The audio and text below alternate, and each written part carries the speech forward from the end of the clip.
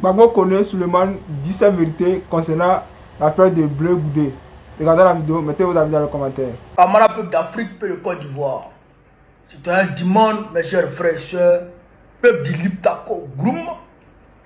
Alors, frère, je voudrais ici, avec votre permission, bien entendu, m'appesantir sur la question de Najib Gbagbo qui aurait demandé à Bleu Goudé de s'agenouiller et qui se serait offusqué parce que Bleu Goudé aurait demandé aux rebelles d'alors de désarmer, qui sont aujourd'hui au pouvoir, avec qui Bleu Goudé lui-même il mange d'ailleurs.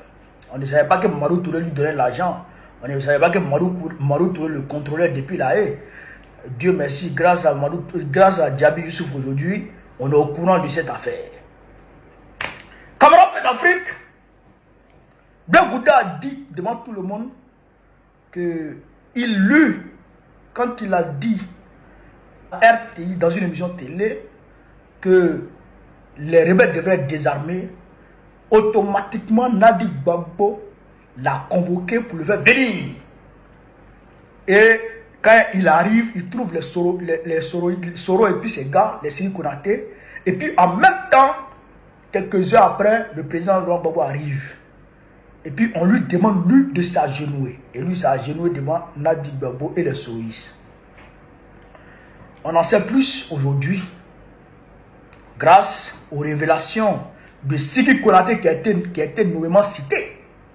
Grâce aussi à l'intervention de Konaté Navigué qui était au parfait de cette histoire. Que disent ces derniers? Ces derniers disent qu'en réalité, d'après Siri Konaté et puis Konaté Navigué, quand l'accord de Ouaga a été signé, il y a eu un code de bonne conduite qui a été institué à côté. D'accord. Et que disait ce code de bonne conduite? Ce code de bonne conduite disait, pour ne pas mettre à mal l'application de l'accord de Ouaga, qui devrait permettre le désarmement, le dialogue direct, pour qu'on aille aux élections en 2010, pour ne pas mettre en mal ce processus, cet accord-là, le camp présidentiel ne devrait pas attaquer, ni verbalement, ni physiquement, le camp rebelle. Le camp rebelle ne devrait pas aussi attaquer, ni verbalement, ni physiquement, le camp présidentiel. Est-ce qu'on est d'accord? Bleu Goudé avait adhéré à ce code-là de bonne conduite. Et il y a eu même deux camps qui s'est formé par rapport à l'accord de Ouagadougou. Les sceptiques et les convaincus.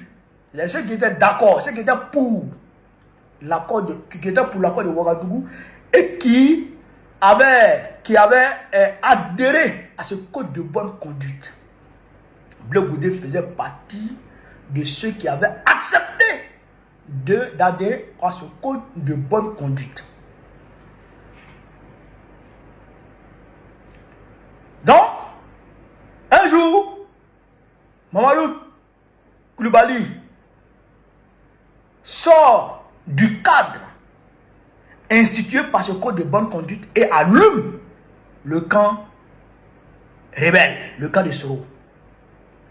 Le président Gbagbo appelle Mamadou Koulibaly pour lui dire: ah, on dit code de bonne conduite. Toi, en tant que haut cadre, en tant que président de l'Assemblée nationale, en tant que président d'institution, tu ne devrais pas t'adonner à ce genre de choses. Il faut présenter des excuses pour qu'on aille à la paix. Afin a fait le même dérapage. Le président Gbagbo l'a rappelé à l'ordre. Selon Konaté Navigué, qui était parmi les rédacteurs de l'accord de Ouagadougou. Donc, Afin a parlé, il a déraillé, le président Gbagbo l'a ramené à l'ordre. Blé Goudé aussi, il est allé invectiver le camp rebelle à la télévision, dans cette émission, dans cette fameuse émission. Donc le président Gbagbo l'a rappelé à l'ordre comme il a fait avec Afin et Mamadou Koulibaly, qui étaient, on va dire, plus ou moins les sceptiques. Est-ce que vous me suivez? Mais dans le cas de Blé Goudé, comme Blé Goudé était proche de Nadi Gbagbo, il était bon petit de Nadi Gbagbo. Alors le président lui a dit, appelle ton petit qu'il me retrouve chez toi. Puisque selon Siri Konaté, le président Gbagbo recevait régulièrement les gens chez Nadi en week-end.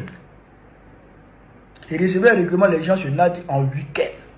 Puisqu'il parlait beaucoup sur ce week-end là-bas. C'est là, Nadi appelle Blé Goudé. Il faut venir, je me trouve à la maison, le président t'appelle. Donc quand il arrive maintenant, il trouve les soros, et puis le président arrive. Et comment dirais-je, le président prend la parole et puis il parle. Et il demande à Blé de s'excuser, de ne plus faire ça. Comme il a demandé à Mamadou Koulibaly et il a demandé à Afin de s'excuser. Donc, ce n'était pas un cas isolé. Vous comprenez? Mais, ce sur quoi Blé Goudé est en train de jouer, c'est que c'est Nadi qui l'a appelé. Mais Nadi ne t'appelle pas pour elle-même, parce qu'elle a envie de t'appeler. Elle ne convoque pas son mari. C'est que Blé Goudé veut faire croire aux gens que c'est Nadi qui a convoqué cette réunion. Or, ce n'est pas le cas. C'est le président qui a convoqué cette réunion et il a fait venir Blé Goudé et il a fait venir les Siri Konaté et les Soro Guillaume. Sur Nadi. Mais comme Nadi était comme la marraine de la galaxie patriotique. Parce que, il faut qu'on le dise, Simone Gbagbo n'aimait pas la galaxie patriotique. Elle ne les aimait pas. Parce qu'elle disait que la galaxie patriotique prenait le pas sur le FPI. Puisqu'elle était vice-présidente du FPI, elle voulait que le FPI mène le combat. Mais le président laissait les associations, les mouvements de la société civile gérer le combat. Mener le combat à leur manière. Ça, ce moment, on a vu, c'est-à-dire qu'un parterre de société civile, de mouvements de société civile, c'est-à-dire que les mouvements de la société civile naissaient comme, c'est-à-dire que comme des champignons. Tout ça pour avoir l'argent. Tout ça pour avoir, eux tous avaient des mouvements. Eux tous avaient des petits mouvements. Mais le président les acceptait tous. Puisque c'était pour mener le combat, puisque c'était pour la mobilisation. Et donc, vous comprenez un peu? Mais tous ceux-là, leur marraine c'était Nadi Gbagbo. Puisque si ton papa a deux femmes, et que la première femme n'est pas d'accord avec toi, forcément tu vas partir vers la deuxième femme. Donc c'est ainsi que Blé Goudé partira. Ainsi Konaté l'a dit qu'il y a eu une ambiance bon enfant dans la pièce entre Blé Goudé et puis Nadi. Que parce qu'apparemment Nadi était la bonne vieille mère de Blé Goudé. Quand il est arrivé, il était à l'aise.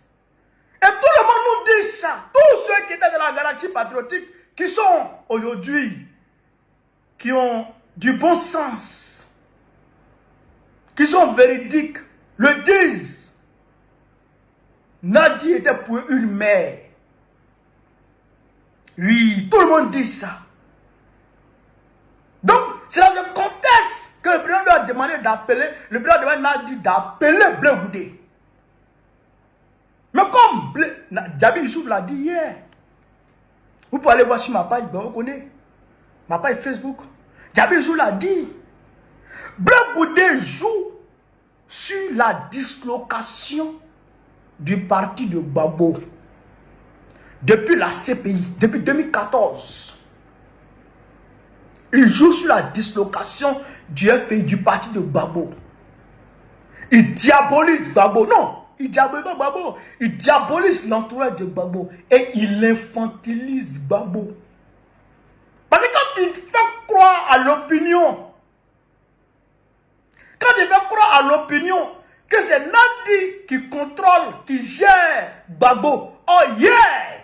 Les gens disaient que c'est Simone qui gérait Gbagbo. Aujourd'hui, lui, il dit non, c'est pas Simone, c'est Nadi qui gérait Gbagbo. Donc aujourd'hui, il fait croire aux gens que c'est Nadi qui gère Gbagbo. Et par ricochet, c'est Nadi qui gère le PPACI. Et c'est Nadi qui était, d'accord, qui avait infiltré le camp Gbagbo à la solde des rebelles.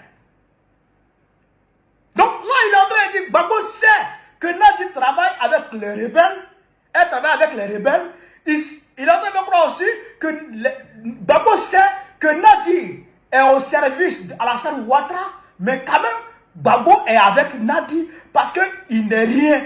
Parce qu'il n'a pas de décision à prendre. Parce qu'il est comme, je dirais, un zombie. Quoi.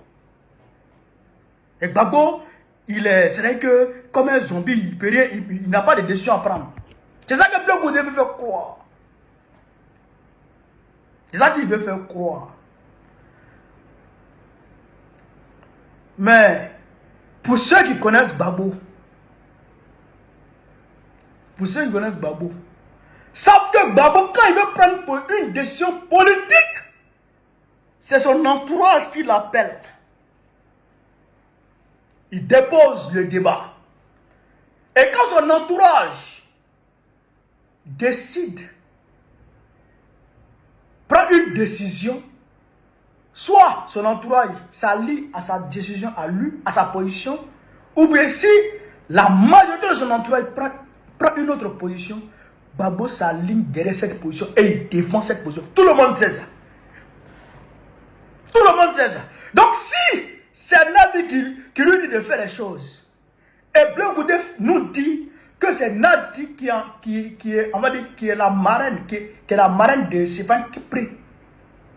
Qui est la marraine de Stéphane Kipré. Et que les Stéphane Kipré sont venus infiltrer le parti. Mais si c'était le cas, pourquoi quand Gbagbo a pris la décision de sanctionner les Stéphane Kipré, Nadi c'est pas opposé? Pourquoi quand Gbagbo a pris la décision, il est parti au comité central? Au comité central là, c'est pas Gbagbo qui prend la décision là-bas. Gbagbo donne sa position. Et puis, les membres du comité central s'expriment. Chacun donne sa position. Si la position de Gbagbo est mise en minorité, Gbagbo s'aligne derrière la position de la majorité de l'Assemblée du comité central. C'est comme ça que ça se passe. Et c'est comme ça que Gbagbo fonctionne. Tout le monde sait ça. Sauf Blé Goudé. Puisqu'il d'ailleurs, il le sait. Il sait ça. Il sait. Mais comme il veut manipuler le peuple, pour que, comme ce que Djabi Youssouf l'a dit, pour que les gens le considèrent comme l'alternative parfaite dans la gauche. Est-ce que vous comprenez? Il faut taper sur Gbagbo. Infantiliser Gbagbo. Faire croire aux gens que Gbagbo, il n'a pas de décision à prendre. Gbagbo est faible. Faire croire que Gbagbo est faible. Mais si Gbagbo était ce que tu penses, ce que tu veux nous faire croire, mais il n'allait pas arriver là. Il n'allait pas arriver là où il est. C'est parce qu'il est dur. C'est parce qu'il est garçon. C'est parce qu'il n'est pas manipulable qu'il est là où il est aujourd'hui. Ne devient pas icône mondiale qui veut, mais devient icône mondiale qui peut. Gbagbo là, c'est parce qu'il peut qu'il est là. Nadi Gbagbo, elle ne peut rien face à Gbagbo. Même son fils parle, il dit qu'il peut, il laisse ça. Laisse ça. Est-ce que vous connaissez Gbagbo même? Est-ce que vous connaissez Gbagbo? Donc, Black Goudé est dans la manipulation. Il n'a qu'à dire ce que Nadia a fait pour lui. Il n'a qu'à dire ce que Nadia a fait pour lui. Ce que Nadia a fait pour la Galaxie Patriotique. Il n'a qu'à dire ce que Nadia lui a donné comme agent. Il n'a qu'à dire ça. Il n'a qu'à dire quand il était moisi là, qui lui donne l'argent le week-end. Il n'a qu'à dire ça. Il n'a qu'à dire ça. Il n'y a plus infiltré que lui. Black Goudé. Il n'y a plus infiltré que lui. Hein? Il n'y a plus infiltré que lui. Black Goudé. Mais comment il est arrivé chez Ouattao? À Boaké. Comment il est dormi dans la maison de Ouattao? Quand il est arrivé là-bas, là, qui le gérait? Quand les rebelles sont rentrés à Abidjan, qui il a appelé en premier? Quand il a pris son téléphone, quand il a appris que les rebelles sont rentrés à Abidjan, qui l'a appelé? C'est pas Ouattao? C'est Ouattao il a appelé. Mais Nadi, elle est sortie avec la maman de Gbagbo et puis la petite de Gbagbo. Nadi, elle est sortie avec la maman de Gbagbo, la petite de Gbagbo. Ils étaient au Ghana ensemble et tous, avec les autres réfugiés. Ils étaient au Ghana ensemble. C'est avec le téléphone de Gbagbo que les Picasso a parlé avec le président Gbagbo en prison, à la CPI. Il parlait avec sa maman à la CPI. C'est Nadi qui s'occupait de la maman de Gbagbo. Les gens ne savent rien et ils parlent. Mais pendant ce temps, lui, Black Goudé, qu'est-ce qui s'est passé? Il a donné son argent à Kodé Notalia, son ex-copine, avec qui il était, quand il fait croire aux gens que lui, il est fidèle comment ça s'appelle, à sa femme là. Mais en réalité, tu avais beaucoup de go. Même aujourd'hui, tu as beaucoup de go. Tu as beaucoup de go. Et la grossesse, ça, de Souza, la petite soeur à la femme de Bitogo. Tu n'es pas avec elle, Black Goudé? Tu n'es pas avec elle? La petite qui est en Belgique, là, celle qui fait Rasta, tu n'es pas avec elle? Tu es avec beaucoup de go. Et ta go là, c'est ça. Toi, tu es avec. Toi, c'est la petite soeur à la femme de Bitogo qui est juge, là. Qui condamne nos prisonniers, qui condamne nos militants, là, qui est ta copine. La petite soeur de la femme à Bitogo, c'est elle qui est ta copine. Et puis toi, tu dis que tu n'es pas infiltré. Et puis ton ex-copine, Kodé Notalia, là, elle est aujourd'hui la copine, la deuxième femme de Bitogo. De Bakongo, autant pour moi, de Bakongo. Toi, il y a plus infiltré que toi. Hein? Donc les gens veulent faire croire que Gbagbo peut savoir que sa femme travaille avec le RDR depuis 2002. Et puis lui, il est avec elle. Il est avec elle. Et puis elle est partie à la haie avec lui. Hein? Et puis vous dites qu'il travaille. Depuis 2014, les gens sont en train de mentir. Nadia infiltré. Mais elle va chez Gbagbo. Elle prépare pour lui. Elle donne tout. Et puis Gbagbo, quand il est sorti de prison, il est parti chez elle, à Bruxelles. Elle a pris soin de lui. Elle l'envoie à l'hôpital. Elle revient avec lui à la maison. Elle lui donne tout. Elle lui donne à manger. Elle partage sa chambre. Elle fait tout pour lui. Ils sont venus en Côte d'Ivoire. Mais malgré tout ça, ils disent qu'elle est infiltrée. Hein. Elle est infiltrée, elle est au sol du RDR. Hein. Elle est infiltrée. Elle fait tout. D'accord? Elle vit avec Gbagbo. Elle donne à manger à Gbagbo. Et on dit qu'elle travaille pour le RDR. Ah bon? Mais aujourd'hui, là, le souhait le plus ardent du RDR, c'est que Gbagbo meurt. C'est le souhait le plus ardent, c'est que Gbagbo meurt. Parce que si Gbagbo meurt, là, la gauche, là, c'est fini. Ils n'ont plus d'opposition. Il n'y a plus d'opposition si Gbagbo meurt aujourd'hui. Le souhait le plus ardent, c'est ça. Mais si Nadi travaille pour Gbagbo, si Nadi travaille pour Ouattara, mais la première des choses que Ouattara va demander à Nadi, mais c'est de tuer Gbagbo. Mais pour tuer Gbagbo, alors quand si elle vit avec Gbagbo, ça c'est la minute. Mais pourquoi elle ne le fait pas? On dit c'est elle qui paraît, c'est Kipré, et que quand Sévan Kipré a eu un problème avec les Ouattara là, son agent était bloqué, c'est Nadi qui a appelé pour qu'on débloque l'agent. Ah bon? Mais Nadi elle-même, à quel moment où il parle? On est le 27 novembre. Mais son journal Le Temps est sanctionné.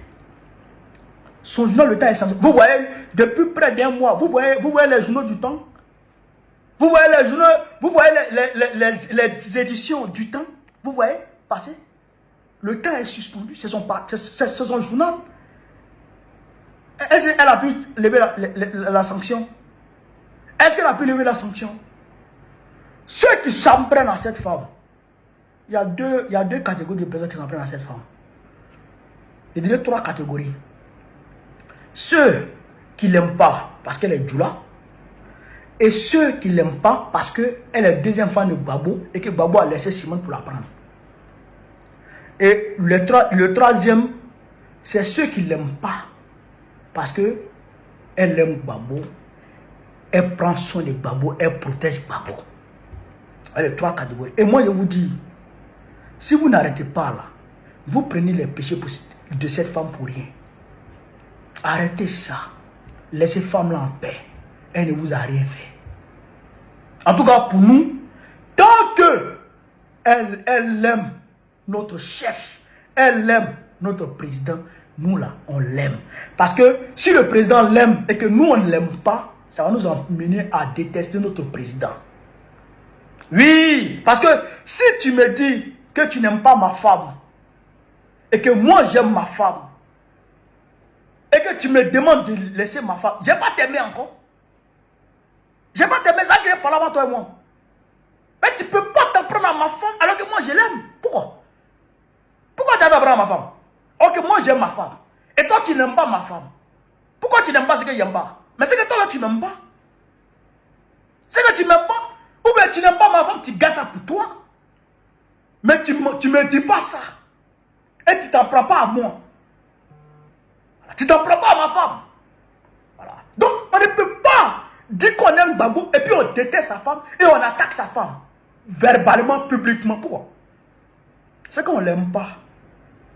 C'est qu'on n'aime pas. Et je dis à tous les militants de PPAC et à tous les sympathisants, à tous les pro-Gbagbo, ne tombez pas dans cette manipulation.